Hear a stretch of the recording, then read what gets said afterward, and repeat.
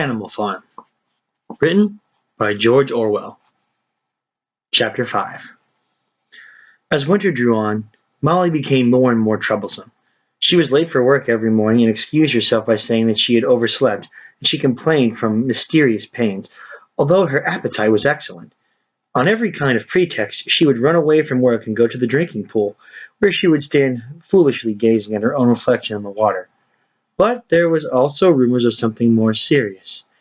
One day, as Molly strolled blithely into the yard, flirting her long tail and chewing at a stalk of hay, Clover took her aside. "Molly," she said, "I have something very serious to say to you.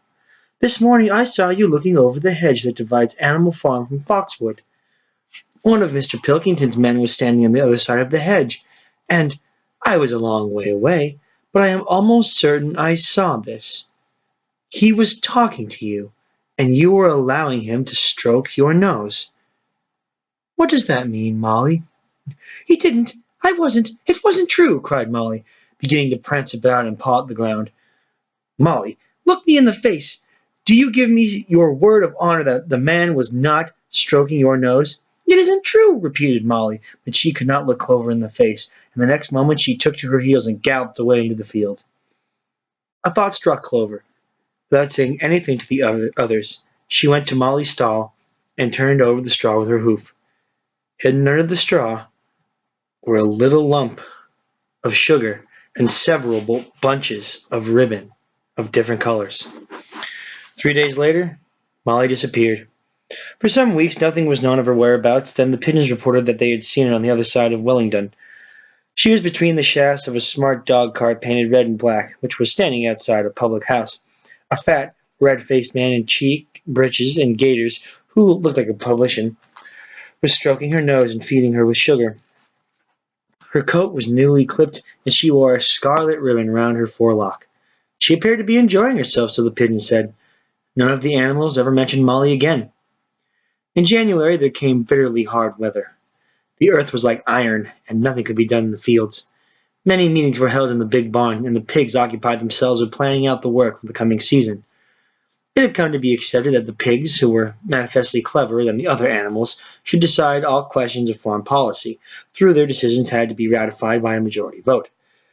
This arrangement would have worked well enough if it had not been for the disputes between Snowball and Napoleon. These two disagreed at every point where disagreement was possible. If one of them suggested sowing a bigger acreage of barley, the other was certain to demand a bigger acreage of oats. And if one of them said that such and such a field was right for cabbages, the other would declare that it was useless for anything except roots. Each had his own following, and there were some violent debates. At the meetings, Snowball often won over the majority by his brilliant speeches, but Napoleon was better at canvassing support for himself in between times. He was especially successful with the sheep. Of late the sheep had taken to bleating, "4 legs good, 2 legs bad," both in and out of season, and they often interrupted the meeting with this. It was noticed that they were especially liable to break into 4 legs good, 2 legs bad at crucial moments in Snowball's speeches. Snowball had made a close study of some back numbers of the Farmer and Stock Breeder, which he had found in the farmhouse, and was full of plans for innovations and improvements. He talked learnedly about field drains, silage, and basic slag, and had worked out a complicated scheme for all the animals to drop their dung directly into the fields, a different spot every day, to save the labor of cartage. Napoleon produced no schemes of his own, but said quietly that snowballs would come to nothing, and seemed to be biding his time. But of all their controversies none was bigger as the one that took place over the windmill. In the long pasture, not far from the farm buildings, there was a small knoll, which was the highest point in the farm. After surveying the ground, Snowball declared that this was just the place for a windmill, which could be made to operate a dynamo and supply the farm with electrical power. This would light the stalls and warm them in winter. We would also run a circular saw, a shaft cutter, a manual slicer, and an electric milking machine. The animals had never heard of anything of this kind before, for the farm was an old-fashioned one, and only the most primitive machinery. And they listened in astonishment while Snowball conjured up pictures of fantastic machines which would do their work for them when they grazed at their ease in the fields or improved their minds with reading and conversation. Within a few weeks, Snowball's plans for the windmill were fully worked out. The mechanical details came mostly from 3 books which had belonged to Mr. Jones. 1,000 Useful Things to Do About the House, Every Man His Own Bricklayer, and Electricity for beginners. Snowball used as his study a shed which had once been used for incubators and had a smooth wooden floor suitable for drawing on. He was closeted there for hours at a time, with his books held open by a stone, and with a piece of chalk gripped between the knuckles of his trotter, he would move rapidly to and fro, drawing in line after line and uttering little whimpers of excitement. Gradually, the plans grew into a complicated mass of cranks and cogwheels, covering more than half the floor, which the other animals found completely unintelligible, but very impressive. All of them came to look at Snowball's drawings at least once a day. Even the hens and ducks came, and were at pains not to tread on the chalk marks. Only Napoleon held aloof. He had declared himself against the windmill from the start. One day, however, he arrived unexpectedly to examine the plans. He walked heavily round the shed, looked closely at every detail of the plan, and snuffed at them once or twice, and stood for a little while contemplating them out of the corner of his eye. Then suddenly lifted his leg, urinated over the plans, and walked out without uttering a word. The whole farm was deeply divided on the subject of the windmill. Snowball did not deny that to build it would be difficult business. Stone would have to be carried and built up to the walls, then the sails would have to be made, and after that there would be need for dynamos and cables. How these were to be procured, Snowball did not say, but he maintained that it could all be done in a year. And thereafter he declared so much labor would be saved that the animals would only need to work 3 days a week. Napoleon, on the other hand, argued that the great need of the amount was to increase food production, and that if they wasted time on the windmill they would all starve to death. The animals formed themselves into two factions under the slogans "Vote for Snowball" and the 3-day week, and "Vote for Napoleon" and the full manger. Benjamin was the only animal who did not side with either faction. He refused to believe either that food would become more plentiful or that the windmill would save work. Windmill or no windmill, he said, life would go on as it had always gone, that is, badly. Apart from the disputes over the windmill, there was the question of the defense of the farm. It was fully realized that though the human beings had been defeated in the Battle of the Cowshed, they might make another and more determined attempt to recapture the farm and reinstate Mr. Jones. They had all the more reason for doing so because the news of their defeat had spread across the countryside and made the animals on their neighboring farms more restive than ever. As usual, Snowball and Napoleon were in disagreement. According to Napoleon, what the animals must do is to procure firearms and train themselves in use of them.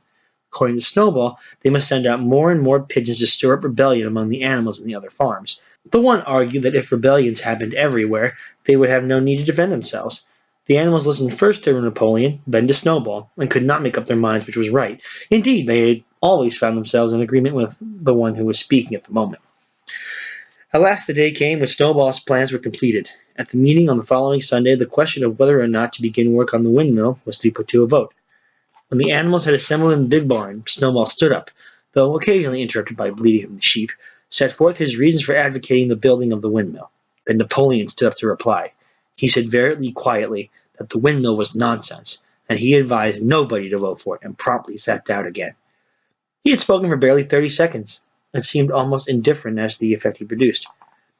At this, Snowball sprang to his feet, and shouting down the sheep, who had begun bleating again, broke into a passionate appeal in favor of the windmill. Until now the animals had been about equally divided in their sympathies, but in a moment Snowball's eloquence had carried them away. In glowing sentences he painted a picture of Animal Farm as it might be when sordid labor was lifted from the animals' backs. His imagination had now run far beyond chaff cutters and turnip slicers. Electricity, he said, could operate threshing machines, plows, harrows, rows, reapers, and binders, besides supplying every stall with its own electric light, hot and cold water, and an electric heater. By the time he had finished speaking, there was no doubt as to which way the vote would go. But just at that moment, Napoleon stood up, casting a peculiar sidelong look at Snowball, uttered a high-pitched whimper of a kind no one had ever heard him utter before. At this there was a terrible baying sound outside, and 9 enormous dogs wearing brass-studded collars came bounding into the barn. They dashed straight for Snowball, who only sprang up from his place just in time to escape their snapping jaws. In a moment he was out of their door, and they were after him. Too amazed and frightened to speak, all the animals crowded through the door to watch the chase. Snowball was racing across the long pasture that led to the road. He was running as only a pig can, but the dogs were close on his heels.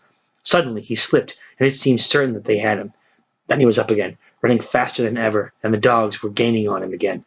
One of them all but closed his jaw on Snowball's tail, but Snowball whisked it free just in time. Then he put an extra spurt on, a few inches to spare, slipped through a hole in the hedge, and was seen no more. Silent and terrified, the animals crept back into the barn. In a moment, the dogs came bounding back.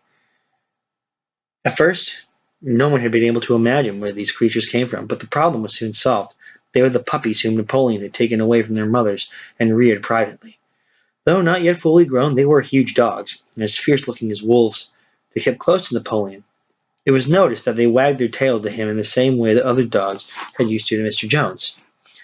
Napoleon, with the dogs following him, now mounted on the raised portion of the floor where Major had previously stood to deliver his speech, he announced that from now on the Sunday morning meetings would come to an end. They were unnecessary, he said, and wasted time. In future, all questions relating to the working of the farm would be settled by a special committee of pigs, presided over by himself.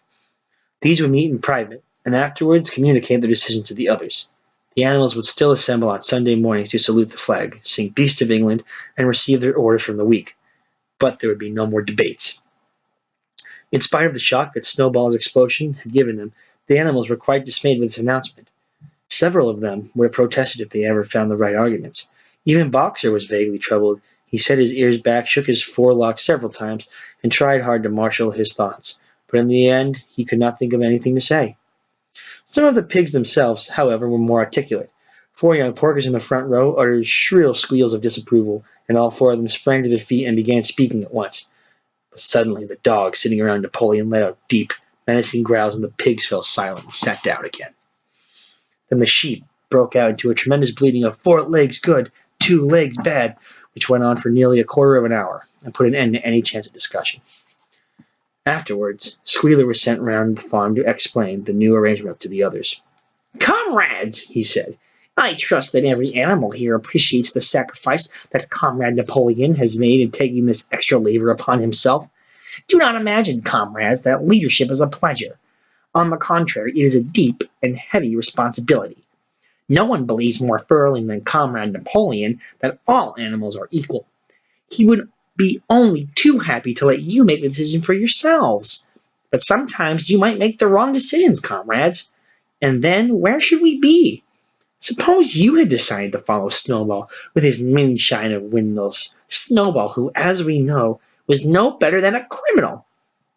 "He fought bravely at the Battle of the Cowshed," said somebody. "Bravery is not enough," said Squealer. "Loyalty and obedience are more important. And as to the Battle of the Cowshed, I believe the time will come when we shall find that Snowball's part in it was much exaggerated. Discipline, comrades, iron discipline. This is the watchword for today. One false step and our enemies would be upon us. Surely, comrades, you do not want Jones back?" Once again, this argument was unanswerable. Certainly the animals did not want Jones back. If the holding of debates on Sunday mornings was liable to bring him back, then the debates must stop. Boxer, who had now had time to think things over, voiced the general feeling by saying, "If Comrade Napoleon says it, it must be right." And from then on he adopted the maxim, "Napoleon is always right," in addition to his private motto of, "I will work harder." By this time the weather had broken, and the spring plowing had begun. The shed where Snowball had drawn his plants for the windmill had been shut up, and it was assumed that the plants had been rubbed off before. Every Sunday morning at 10 o'clock the animals assembled in the big barn to receive their orders of the week. The skull of old Major, now clean of flesh, had been disinterred from the orchard and set up on a stump at the foot of the flagstaff, beside the gun. After the hoisting of the flag, the animals were required to file past the skull in a reverent manner before entering the barn. Nowadays they did not sit all together as they had done in the past. Napoleon, with Squealer and another pig named Minimus, who had a remarkable gift of composing songs and poems, sat on the floor in the raised platform, with the 9 young dogs forming a semicircle around them, and the other pigs sitting behind. The rest of the animals sat facing them in the main body of the barn. Napoleon read out the orders for the week in a gruff, soldierly style, and after a single singing of Beast of England, all the animals dispersed. On the 3rd Sunday after Snowball's expulsion, the animals were somewhat surprised to hear Napoleon announce that the windmill was to be built after all. He did not give any reason for having changed his mind, but merely warned the animals that this extra task would mean very hard work and might even be necessary to reduce their rations. The plans, however, had all been prepared, down to the last detail, A special committee of pigs had been at work upon them for the past 3 weeks. The building of the windmill, with various other improvements, was expected to take 2 years. That evening, Squealer explained privately to the other animals that Napoleon had never in reality been opposed to the windmill. On the contrary, it was he who had advocated it in the beginning, and the plan which Snowball had drawn on the floor of the incubator shed had actually been stolen from among Napoleon's papers. The windmill was, in fact, Napoleon's own creation. Why? Then asked somebody. Had he spoken so strongly against it? Here Squealer looked very sly. That, he said, was Comrade Napoleon's cunning. It had seemed to oppose the windmill, simply as a maneuver to get rid of Snowball, who was a dangerous character and a bad influence. Now that Snowball was out of the way, the plan could go forward without his interference. This, said Squealer, was something called tactics. He repeated a number of times, "Tactics, comrade, tactics!" skidding around and whisking his tail with a merry laugh. The animals were not certain what the word meant, but Squealer spoke so persuasively, and the 3 dogs who happened to be with him growled so threateningly, that they accepted his explanation without further question.